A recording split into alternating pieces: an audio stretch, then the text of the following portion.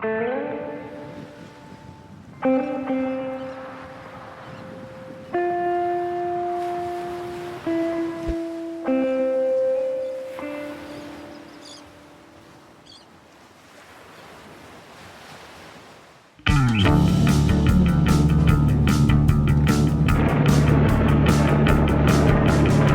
I'm in Florida right now, currently in St. Augustine.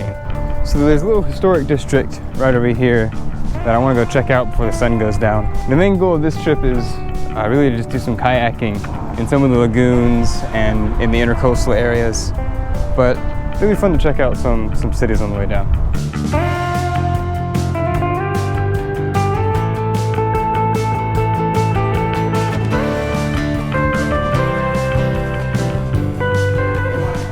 Also, these guys, these little manatee dudes, we're gonna try and find some of them on this trip.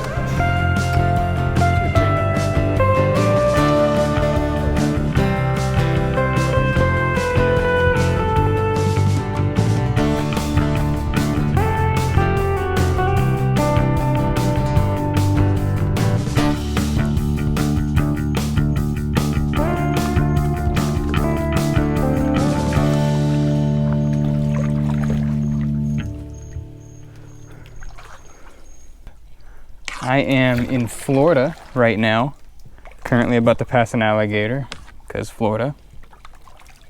There's our alligator friend.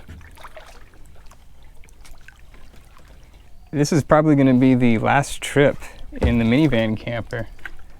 And I feel bad because I haven't really been videoing this whole trip like I should have been.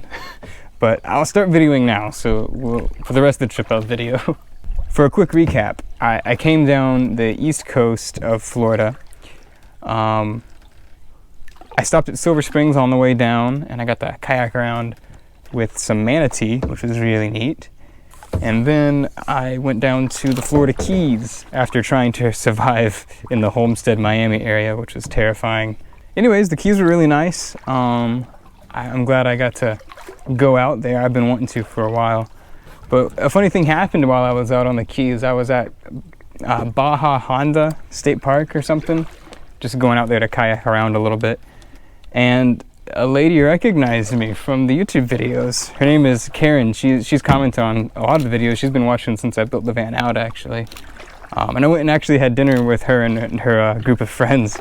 So it was really cool to meet someone that had watched all these videos. And if you're watching, Karen, hello. After that, I was like, well, I guess people are... So anyways, after that, I realized people actually watch these videos. And I was like, well, I should definitely video the final trip in the van. So I'm going to start videoing for the rest of the trip. And we'll bring y'all along. There's supposed to be some mangrove tunnels up ahead. So I'm going to go check those out, and then we'll be on our way.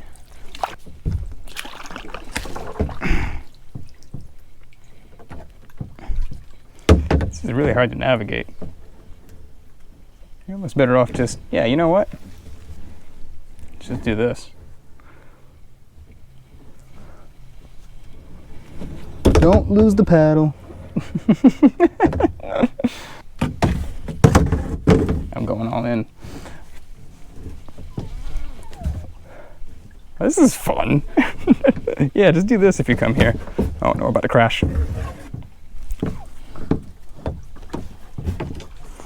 Okay. All right, getting a little too ambitious there.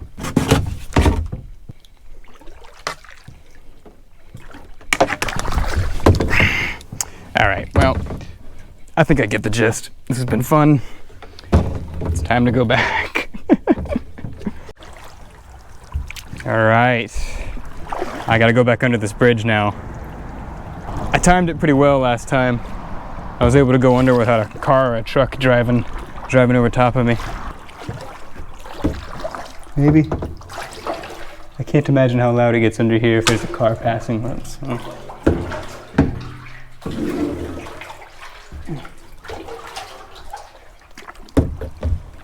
Did it.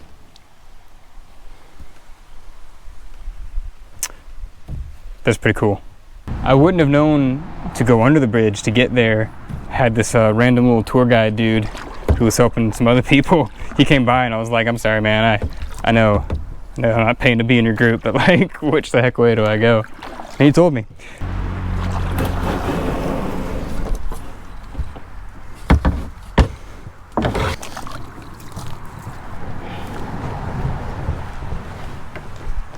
I'm about to lose my paddle. I'm a mountain hiker person. I don't do boats. Single axle. Yeah. It's all good. Whatever it is, I just want something simple.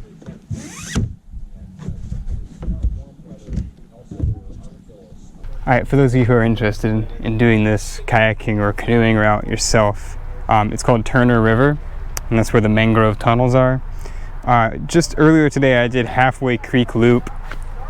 I wouldn't waste your time. I'd spend it here. Also, that tour guide that I mentioned earlier, I gotta give this guy a shout out. If you're looking to rent a kayak and have a tour guide and stuff, maybe use this guy. If you do come yourself though, when you put it over there, you just go a little ways, turn right and go under the bridge, and then just keep straight and you'll make your way to the groves. Check out this alligator just sitting on the side of the road. I made a quick pit stop at the good old Walmart. I'm gonna throw together a sandwich.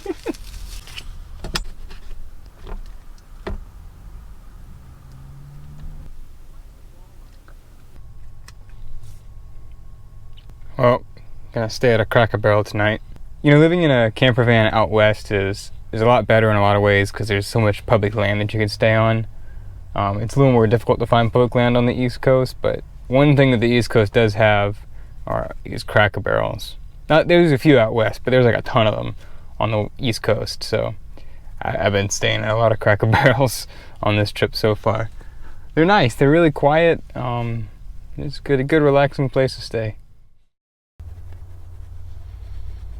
Alright, so I need to get an oil change before I go too much further, and there's actually a Valvoline just up the road a little ways, which I'm pretty excited about actually, because every time I needed to get an oil change when I was out west and going up the East Coast and such, there was never a Valvoline around, so I had to go to someone local, which was cool. It was cool meeting the local people, but I always wanted to go to a Valvoline. There's one at home, but I always use like my regular mechanic at home, so I've just never used a Valvoline before.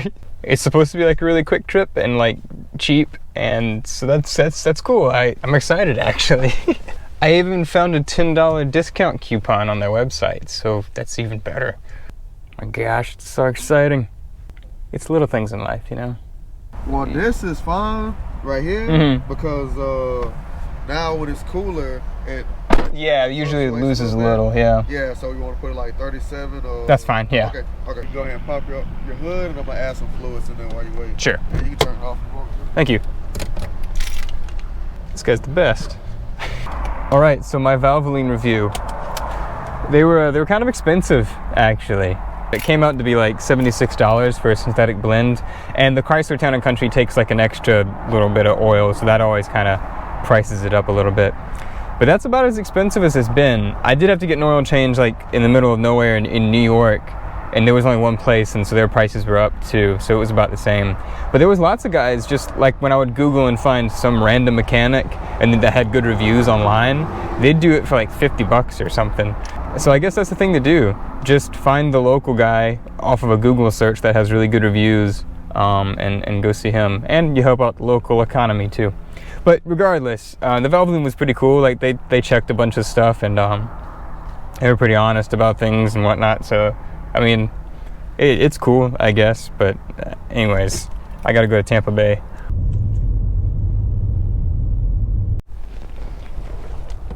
I'm a little nervous about the kayak.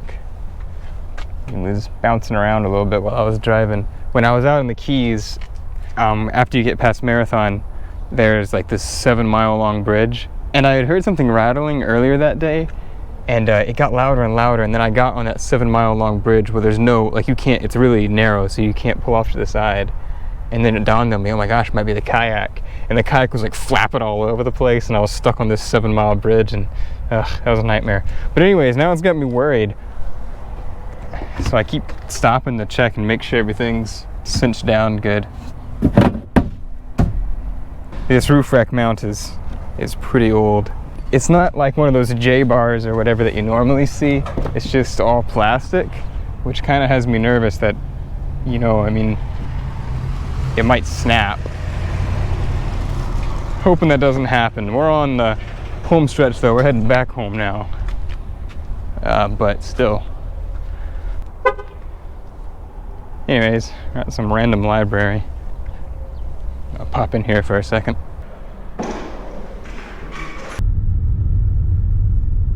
All right, made it to Shell Key Reserve. There's a bunch of people out there kayaking, so that makes me a little more comfortable about the whole tidal current thing. So just gotta get this thing unloaded and we'll be good to go.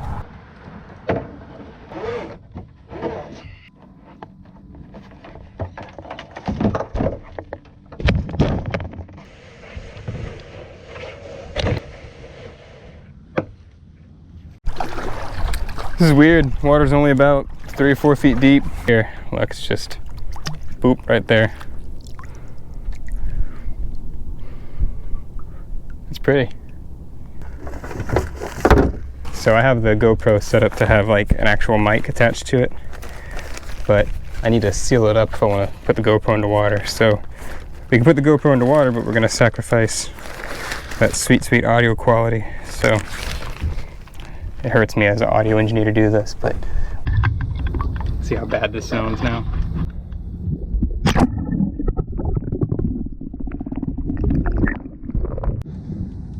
I mean, you know we're gonna go into there.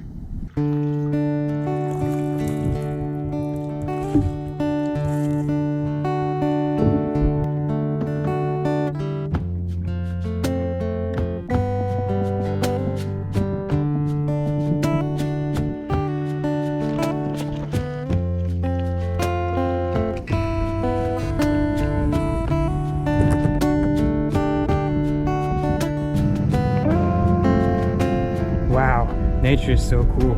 Isn't it crazy how it just does that?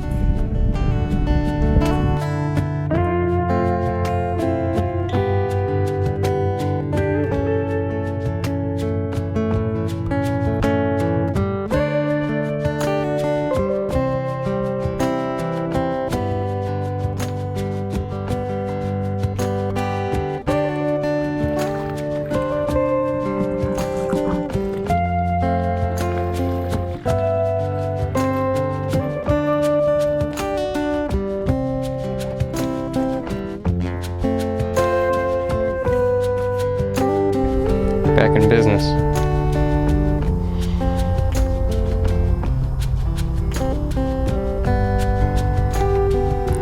Also, check out this bird over here.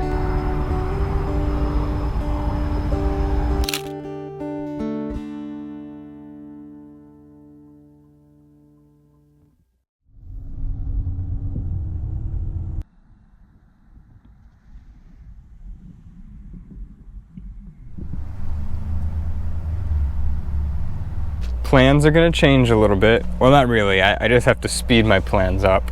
So I actually have a gig that showed up on Saturday, so I need to get home by Saturday evening to do that job. This kind of works because the last thing on my list is just going to Providence Canyon. I'm gonna head that direction. I'm only about 6 hours from Providence Canyon, and then once I'm at Providence Canyon, I'm only 5 hours from home. So I'm gonna do most of the drive to Providence Canyon today. It's cloudy, so you know it's not a great day to be seeing stuff, so it'll just be a travel day. Then I'll check out Providence Canyon tomorrow and then start my drive on back home. It's gonna be funny because I think there's still some snow and ice up around where I live, which is, usually we don't get snow or ice in that area, but it's gonna be so funny going from warm beaches to straight back into ice and snow. Providence Canyon is pretty cool. I mean, I'll talk more about it when we get there, but it looks like something that shouldn't be on the East Coast. It looks like something you'd see out west or something. So it'll be fun to check out. I've been wanting to go there for a while. I just haven't had a chance. Also, funny story, just a few days before I started videoing on this trip, I was sitting here and I had my blanket, which is made out of polyester or nylon. It's made out of nylon. This is important to the story. I went to go strike a match to light the stove, and I struck it, and the match did strike, but the match also snapped in half, and so the burning half of the match landed on this nylon blanket or whatever, and immediately caught on fire, and so I almost burned the van down with myself in it. Something else I probably should have videoed, but here we are.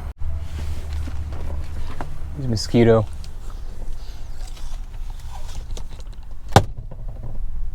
How? Where did he go? Come on, I got him, right? No. Been doing good. Haven't been bitten by a mosquito yet. I got stung by some other freakish Florida bug, but not a mosquito. I'm not looking to break my record here. Oh good, the fire department's coming. They'll help. There he is.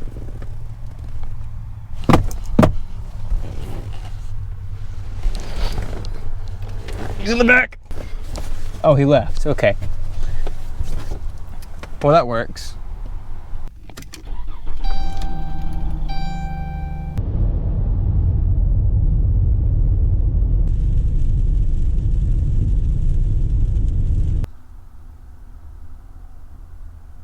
It's gonna be in the 30s tonight, so you know, just yesterday, paddling around. Now I'm gonna be freezing my tail off. Head northwest toward Archwood Drive. Cool. Just need to find a gas station, get some coffee or something. Let's do it. Go see a canyon, then drive to work.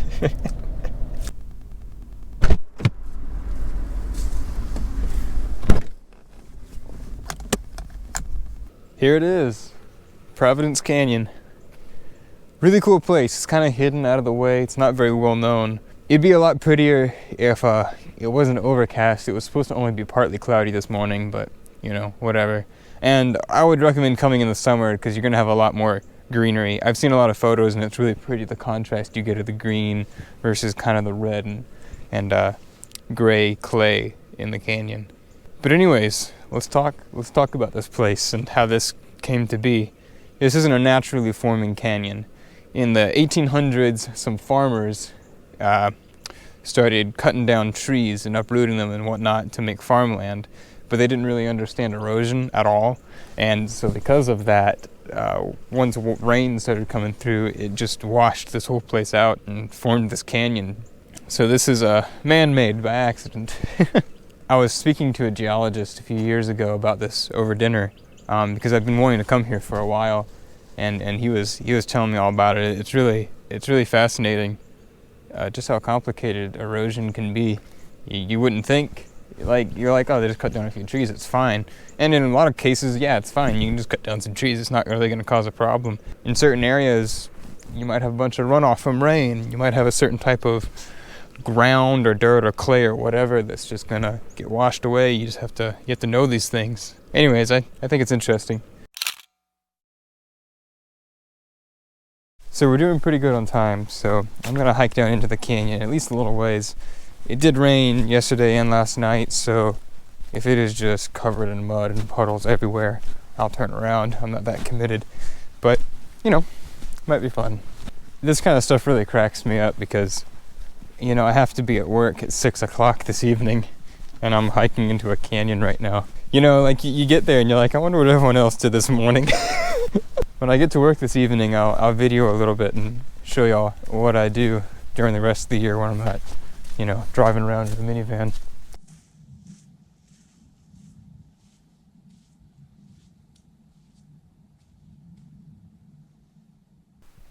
Well, the entire bed of this canyon has turned into like a creek. Not to complain, but I was kind of hoping that I'd be inside the canyon and not hiking around in the woods. I'll keep going a little further. I've probably gone a mile. This loop is only 2.5 miles, so I don't know. It looks like there are some offshoots. Maybe that's how you get back to the canyons. Okay, well this is kind of cool actually. I was wondering if we were gonna see the cars. Apparently all over the park there's just random old rusty cars sticking up out of the ground. And they leave them here because they don't want to remove them, because some of them are actually stuck in the ground. They don't want to remove them and cause more erosion, so they get to stay.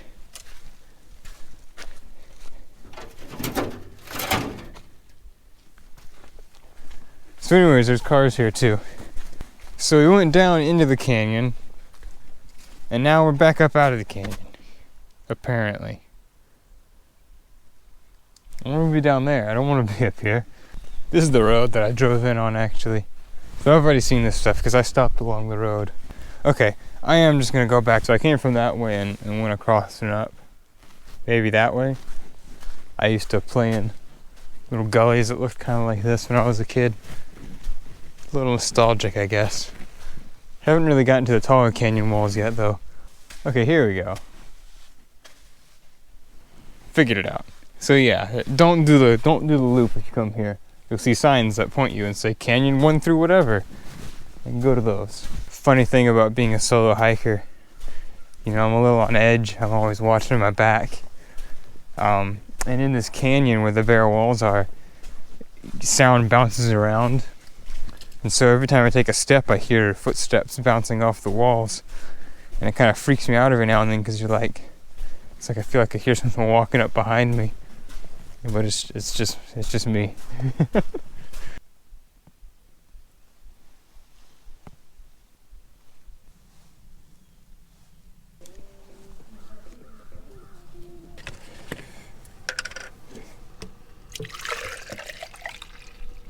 Alright, so I'm about to eat this Campbell's Chunky steak and potato stew. And it's, what time is it? 9:48. And it's cold. Straight out of the can. Yeah, that's pretty gross. Hey man, how you doing? Can I get a McChicken and then just a small cup of coffee? Alright.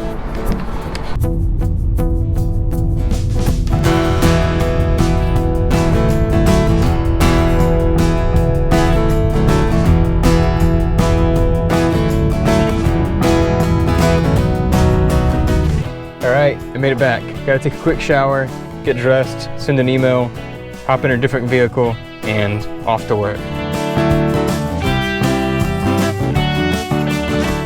Still a touch of snow on some of the houses here. This is my my Nissan Cube. Oh. So this is my car before I got the minivan. I thought about selling it once I got the minivan, but I ended up deciding to keep it. And it kind of works out because I do want to sell the minivan camper now that I've kind of used it. So I'll have this car still. A few sneak peeks into the future of this channel. I'm gonna actually convert this into a really tiny camper. So this is Wofford College. This is one of the many different colleges that I work at here in South Carolina and a little bit in North Carolina. This particular one that I freelance at has a control room, so we do all the video productions and send to ESPN from in-house. But on some of the bigger network TV shows, like the bigger paying gigs, those we actually work out of a semi-truck. It's a little different. Basically, it just looks like a regular semi-truck from the outside, but on the inside it's been made into like a portable control room. So we have to like roll up and then run cables out to the fields or the court or whatever and set up and then break down after the show.